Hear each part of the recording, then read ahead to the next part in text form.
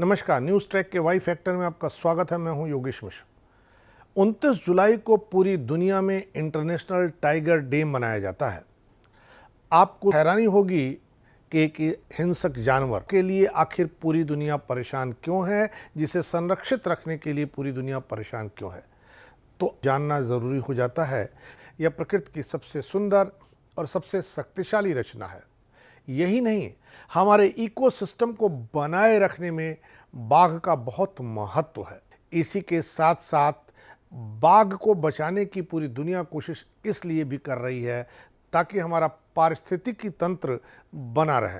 बाघ को लेकर अंतर्राष्ट्रीय दिवस मनाने का मकसद इस शानदार जानवर के बारे में जागरूकता बढ़ाना है, इसे संरक्षित करने के संकल्प को और मजबूत करना है।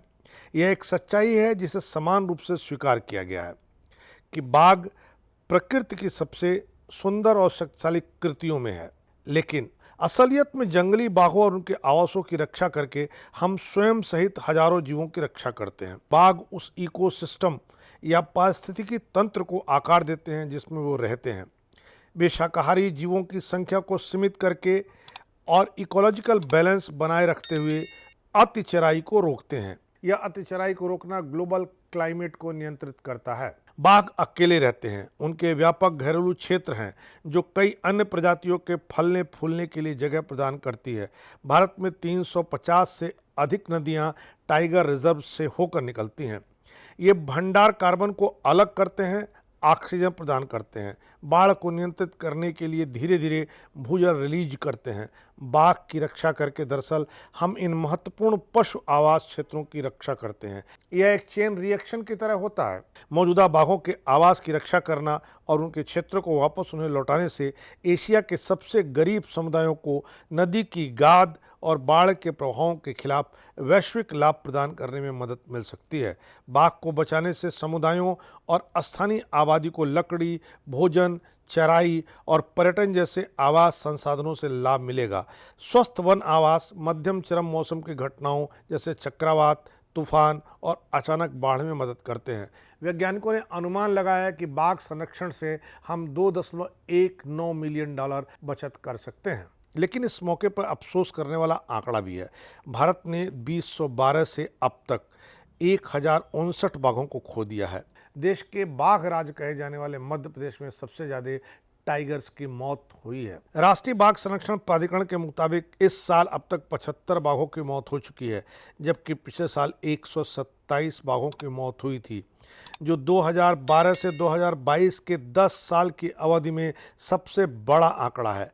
2020 में 106 बाघों की मौत हुई, 2019 में 96, 2018 में 101, 2017 में 117, 2016 में 121, 2015 में 82 यानी 82, 2014 में 78, 2013 में 68 और 2012 में 88 बाघ मरे। 6 बाघ अभ्यारण्य वाले मध्य प्रदेश में पिछले 10 सालों में 270 बाघों की मौत हो चुकी है।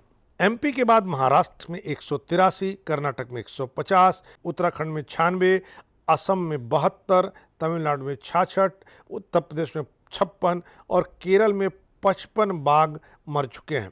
राजस्थान, बिहार, पश्चिम बंगाल, छत्तीसगढ़ और आंध्र प्रदेश में क्रमशः 25, 17, 13, 11 और 11 बाघों की मौत हुई है। मध्य प्रदेश में पिछले 1.5 साल में 68 बाघ मारे जा चुके हैं, जबकि महाराष्ट्र में इसी कालखंड में 42 बाघों की मौत हुई है।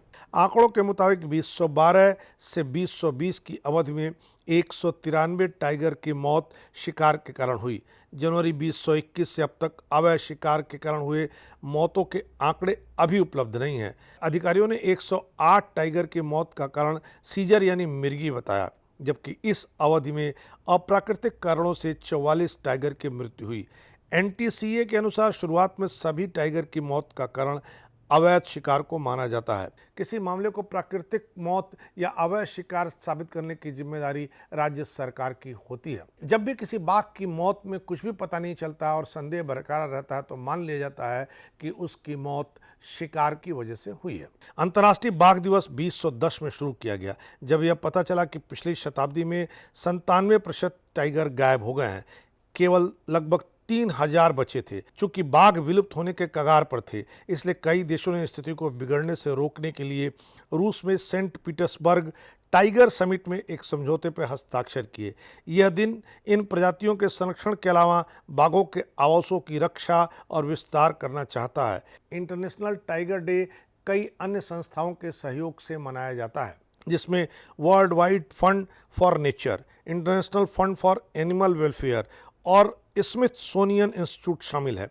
WWF के अनुसार वर्तमान में बाघों की आबादी 3900 है। दुनिया भर के टाइगर्स में 70% अकेले भारत में रहते हैं। इसलिए भारत के लोगों की जिम्मेदारी अधिक हो जाती है कि अगर वो बाघ बचाने में कामयाब हुए तो वो पारिस्थितिक तंत्र को बचाने में भी उनका योगदान माना जाएगा। इस बार इतना ही। अगली बार फिर मिलेंगे किसी नए सवाल पर नए ढंग से बात करने के लिए। तब तक के लिए नमस्कार।